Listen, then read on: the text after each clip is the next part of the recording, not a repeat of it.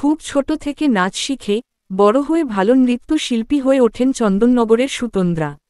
গয়ায় নাচের অনুষ্ঠান করতে যাওয়ার সময় কাকসায় মর্মান্তিক মৃত্যু হল সেই নৃত্যশিল্পীর। ফের প্রশ্নের মুখে নারী নিরাপত্তা। দুর্গাপুরে কাকসার পানাগড়ে মদ্যপ ইফতিজারদের দৌরাতব্য। তরুণীর গাড়িকে ধাওয়া, শেষে ইফতিজারদের গাড়ির ধাক্কায় উল্টে গেল গাড়ি, ঘটনাস্থলেই মৃত্যু তরুণীর। মৃত সুতন্দ্রা চ্যাটার্জি নামে বছর ২৬-এর এক তরুণী। দুর্গাপুরের কাকসার পানাগড়ের ঘটনা। চন্দননগর নারুয়া রায়পাড়ায় বাড়ি সুতন্দ্রা চ্যাটার্জির। গতকাল রাত ১০টায় বাড়ি থেকে বের হয়েছিলেন গয়া যাবার উদ্দেশ্যে। সঙ্গী ছিল আরও ৪ জন। দুর্গাপুরের বুদবুদের একটি পেট্রোল পাম্প থেকে তেল ভরে ১৯ নম্বর জাতীয় সড়কে ওঠা মাত্রই মহিলার গাড়িকে ধাওয়া করে মদ্যপ ইফতিজারদের সাদা রঙের একটি গাড়ি। মহিলার সাথে থাকা সহকর্মী ও গাড়ির চালকের অভিযোগ, অশ্লীল ইঙ্গিত শুরু করে ইভতিজাররা। কটূক্তি করতে থাকে। গভীর রাতের এই ঘটনায় রীতিমতো ভয় পেয়ে গিয়ে মহিলার গাড়ির চালক গাড়িটিকে কাকসার পানাগড়ের দিকে নিয়ে চলে যান। নিস্তার মেলেনি এরপরও, ধাওয়া করতে করতে দুরন্ত গতিতে ছুটে আসা গাড়ি সজোরে ধাক্কা মারে সুতন্দ্রাদের ৪ চাকা গাড়িকে। উল্টে যায় গাড়িটি, মৃত্যু হয় ঘটনাস্থলে ওই নৃত্যশিল্পীর। বাকি ২ জনকে আহত অবস্থায় বেসরকারি হাসপাতালে ভর্তি করা হয়েছে। কাকসা থানার পুলিশ এই ঘটনায় তদন্ত শুরু করেছে। সুতন্দ্রার প্রতিবেশীরা মেনে নিতে পারছেন না এই ঘটনা। তারা চাইছেন দুষ্কৃতীদের শাস্তি। সুতন্দ্রার বাবা সুকান্ত চ্যাটার্জি ছিলেন রেলের ঠিকাদার। ৯ মাস আগে ক্যান্সারে আক্রান্ত হয়ে মৃত্যু হয় তার।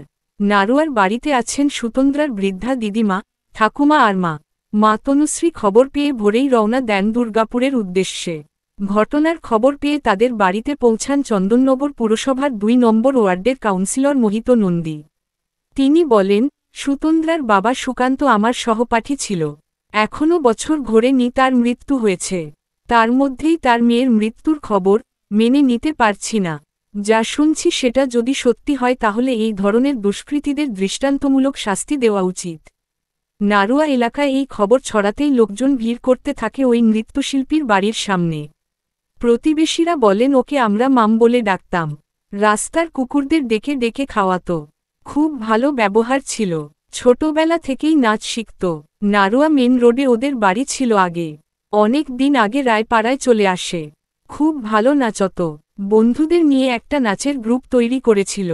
সেই গ্রুপ নিয়ে বিভিন্ন জায়গায় অনুষ্ঠানে যেত।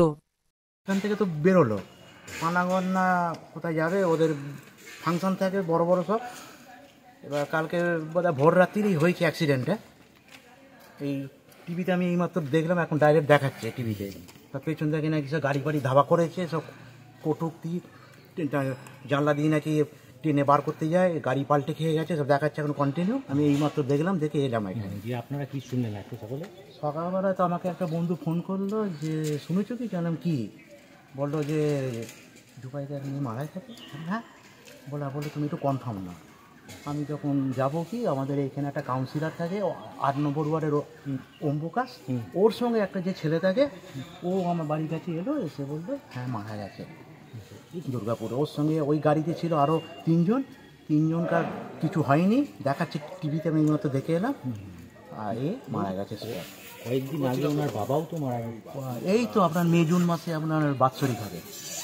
এই মে জুন মাস এলে বাৎসরিক হবে, মানে 1 বছর আগে, মানে এখন 1 বছর হয়নি। এই ফেব্রুয়ারি মার্চ এপ্রিল মে মাসে বোধহয় হবে এই বাৎসরিক। আর এইরকম কেসটা হয়েছে। কম একটাই মেয়ে। আপনারা কি জানেন উনি কী করে? নাচ গান করতো, খুব ভালো নাচ গান করতো, এইটুকুনি আমি বলতে পারি। কোনো খারাপ কিছু না। কিন্তু ওরা যদি ধরুন আজকে ফাংশানে যদি বেরোতো, ফিরতে ফিরতে ওদের মোটামুটি 15 দিন 20 দিন ফিরতে। ওদের সব বাইরে হয়, গয়া, পাটনা, বিহার, এইসব দিকে ওদের বেশি প্রোগ্রাম মনে হয়। ওদের সব গ্রুপ আছে ওদের। এলাকায় কেমন মেয়ে বলে বলছি? হ্যাঁ ভালো ভালো। যেটা দেখুন দাদা, যেটা খারাপ সেটা খারাপ বলবো না, যেটা ভালো সেটা ভালো বলবো। উনি এখানে পাড়ায় কি মিশতো সবার? হ্যাঁ হ্যাঁ, পাড়ায় মিশতো। এর বাবা তো আমাদের বন্ধু ছিল। কিন্তু আপনাদের শিব পুজো তো? হ্যাঁ হ্যাঁ হ্যাঁ, শিব পুজোতে যে 20 বছর আমাদের একটা ফাংশন হয়েছিল, টোটাল এর বাবা টোটাল দায়িত্ব নিয়েছিল। মানে আর্টিস্ট থেকে আরম্ভ করে খাওয়া দাওয়া ইনক্লুডিং, আমরা টোটাল খালি প্যান্ডেলগুলো আমরা দিয়েছিলাম, স্টেজ প্যান্ডেল, এই চাটা এরা এ বাড়িতে বসে খাওয়া দাওয়া, এ ভালো খারাপ। দীর্ঘদিনেরই বাসিন্দা। হ্যাঁ হ্যাঁ হ্যাঁ। কি করতেন এরা? বাবা কি করতেন? সব এখানেই থাকে, এইসব আশেপাশে সব থাকে। বাবারা কি করতেন বাবা? বাবা মেট্রো রেলে চাকরি করতো, মারা গেছে, উনিও ক্যান্সারে মারা গেছে। ছেলে ওই বাবা মেট্রো রেলে চাকরি করতে করতে ছেলেকে আপনার ইয়ে করে দিয়েছিল, ওই কন্ট্যাক্ট পাইয়ে দিয়েছিল। সে মেট্রো রেলে ও কন্ট্যাক্ট নিয়ে এই আমাদের এখানকারই অনেক লোক গিয়ে ওখানে কাজ করতো। তারপরে আস্তে আস্তে ওই ওর বাবা যখন রিটায়ার হয়ে গেল তখন ওকে ওপেন রেল দিয়ে দিল। ও তখন একটা জায়গায় কাজ করতো, আসানসোল দুর্গাপুরে কাজ করতো। সেটাকে ওই মেয়ের বাবা, আচ্ছা, মেয়ের বাবা। কি নাম আপনার? আমার নাম হচ্ছে নিমাই ঘোষাল। মেয়ের মা কিছু করতো? না না কে বলতো?